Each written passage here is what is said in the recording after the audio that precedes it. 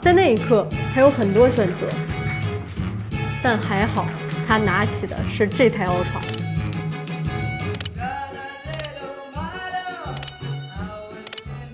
嘿，我是鱼仔。那你会发现，目前的各家的旗舰大杯、超大杯其实也很难拉开差距，他们都有焦段全、对焦快的这些优势。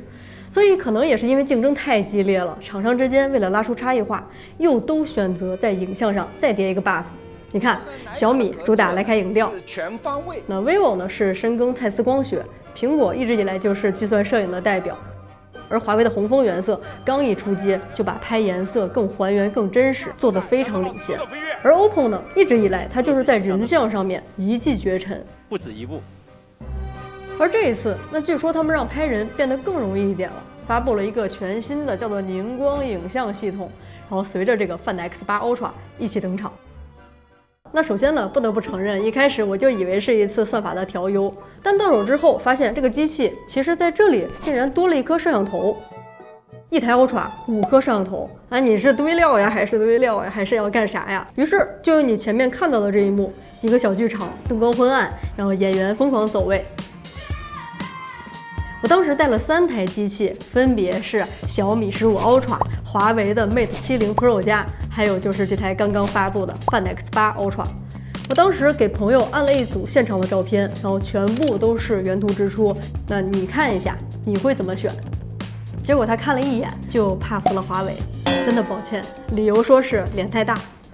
那天地良心，我为了保原生焦段，所以华为这个它就是4倍的原生焦段。那再来，他又在小米和 OPPO 当中纠结了一下，最后 OPPO 这张以肤色表现更好胜出了。我问他小米这张差哪儿了，他说冷白皮已经过时了，现在讲究一个气血感。不过因为当天在剧院光线不是那么稳定，我们后面又拉着朋友特意做了一组实验。但提前说一下，因为测试比较极限，谁家都没有做到特别完美。我们来看一下样张。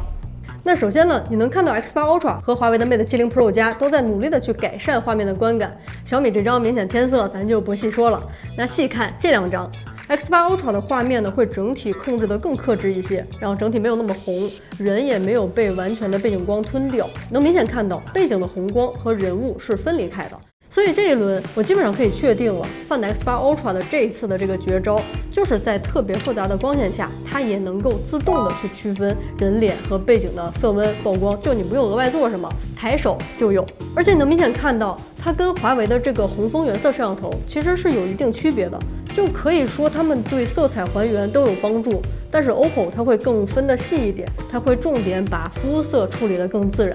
在冷光下，我们也拍了一组。那小米这回挺争气的，没有做饱和度战士。那乍看，小米和 OPPO 的观感其实要比华为要更强一点。那细看的话，小米人脸的这个染色还是要比另外2台重一点。那不知道这一组你会怎么选？我们近看一下3倍，我觉得小米和 OPPO 的可用性会更强一点。然后 OPPO 和华为其实都会把人和背景更剥离。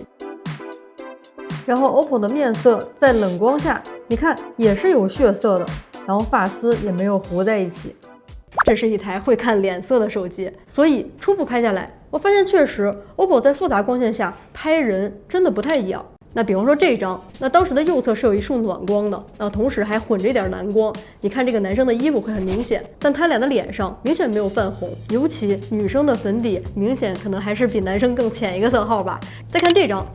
那当时是一个拍卖的场景，现场的灯光红色、紧张、刺激。那你看他伸出去的手是微微有点泛红的，但他脸上的这个气色很自然，有一种姨妈稳定的感觉，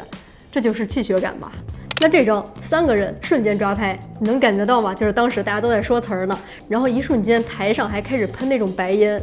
我其实当时特别担心画面会发白或者是糊成一团，结果你看他们3个的表情、细节、衣服上的材质。都各论各的清楚，非常的生动。而且你看 OPPO 的这个取景的画面，我觉得非常好的是它能够做到跟现场的画面保持一致。就很多的手机的取景其实是都会缩水的，算力不够就先糊着给你看个大概。那 OPPO 这次是把 HDR 的全链路打通了，从你拍到你拍下到你在相册里回看到的都是一样的。那他们把这个部分叫做全链路的 Pro XDR， 但我觉得最爽的还是他们的这个 HDR， 还支持 Live Photo， 还据说可以在小红书上面直接分享这种支持 HDR 的 Live Photo。朋友们，这真的是大事一件呀！建议其他厂商赶紧跟进。但同时我也在想，那作为日常拍摄，毕竟也没有人天天极限拉扯，或者是说天天有钱参加演唱会或者是看剧，对吧？那这个摄像头还有它这次的算法优化还大吗？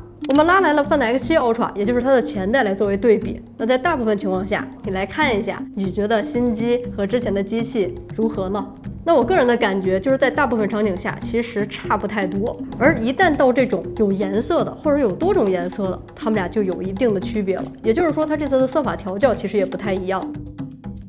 比方说这张郁金香，3倍的时候差不多，6倍的时候前代就会有一点微微的泛白，然后少了一点层次感。再看一下这个小熊的围脖，它没有溢出，然后颜色也会更加的准确。但其实这次的2颗长焦也都进一步增加了进光量，然后我们在拍的时候明显感觉，无论你是取远景、取特写，都会拍起来更自信一点，并且它会少了一些数码味儿，更多了一点层次感。那如果是超长焦对比，又表现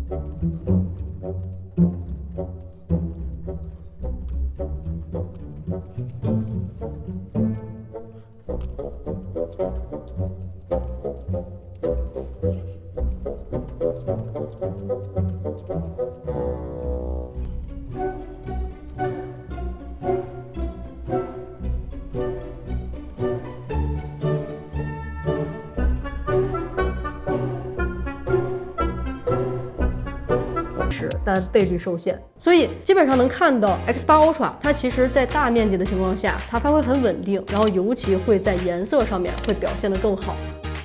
然后你看这个我远远拍的鸳鸯，这个焦段已经这么高了，鸳鸯身上的这个颜色细节还是很清楚。然后我把它拉到小布里面去问了一下，清楚到它可以告诉我这是公的。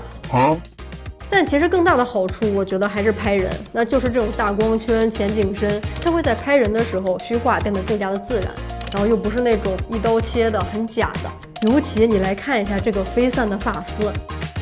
而这当中70毫米的原生焦段是没有裁切的，我真的建议大家多拍，就无论你是天色暗了、背景复杂了，都能稳住。然后你看小姐姐当时身上穿了这个满身毛毛的衣服，说实话，这种毛毛衣服对于拍摄挺窒息的。但是同时，你看它的细节也是很清楚。那再来，我们来看一下人脸的这个肤色，在晚上这种其实已经光线没有那么理想的情况下，不管是70毫米焦段，还是更近的135毫米焦段，你会发现，其实 OPPO 它会先提亮一点点肤色，然后再柔化瑕疵。而且我感觉好像纯色白里透着润，就很有气色，然后看上去非常的健康自然。然后我很喜欢一点是，这次 Find X8 Ultra 它的这个人像拍摄改成了自由的波轮。之前 X7 Ultra 的人像是只能通过点按的，现在你可以用这个波轮更自由的去调节焦段。那其实，在过去的几年里，手机影像的技术进步真的很快，但是大多数其实还是在模仿相机，比方说追求全焦段覆盖。手机其实也跟相机一样，一直采用的都是全局色温。那毕竟一直以来都是这样做的。而 Find X8 Ultra 这次不一样的地方就在于，它其实是用单匣摄像头和 AI 的分区算法，把手机的优势放大出来了。那拍人的时候，你比方说以前我们脸和背景只能保一个，尤其在这种复杂的光线下，而现在你不用取舍，环境和背景可以通过分区感知出来，而这是传统相机甚至都干不了的。那一开始我也会觉得，这听起来好像是一个特别细分的需求。就好像谁非得要在复杂光线下非要拍出一张好照片是吗？但其实我觉得它反而解决的不是极限场景，而是比方说我们去剧院、演唱会，跟朋友一起出去玩的时候，那以前你可能真的要换一个地方找一下角度才能拍到好照片，而现在它用了一种区别于相机的方式，就让你很快的能拍到好照片。而这是我觉得手机影像上的一个非常大的进步，就它不只是靠焦段全，然后也不是靠你需要懂很多理论知识、影像的构图才能拍出好照片，而是把拍人好看这件事情变得更简单了一点。那当然，如果你本身就是喜欢玩的更深一点，或者是你也了解很多，你也可以试试他们这次升级的大师模式。那除了常规的可以调 ISO、光圈、快门这些，它还内置了非常多的风格预设。然后还增加了像是柔光、影调这种更细腻的调整。那我觉得它特别适合一种场景，就是今天出门没带喜欢的相机，但是看到了一些特别想记录的画面，你掏出它来，然后找到一个自己喜欢的风格，调这些参数，摁一张也挺有味道。然后手机的优点不就在于，当你摁下这些照片之后，你把它回放到这个6.82英寸支持 HDR 的大屏上，而且还是一个直屏，真的很爽。终于，我们也等来了一款直屏的影像旗舰。不过有一说一，直屏的手感呢确实不占便宜，但它在影像升级、电池容量加大的同时，其实机身比上一代是更薄了一点的，镜头模组也不怎么凸，这个部分我觉得倒是非常厉害的。那我还特别喜欢的就是它左右两侧都配了这个 AI 的实体按键，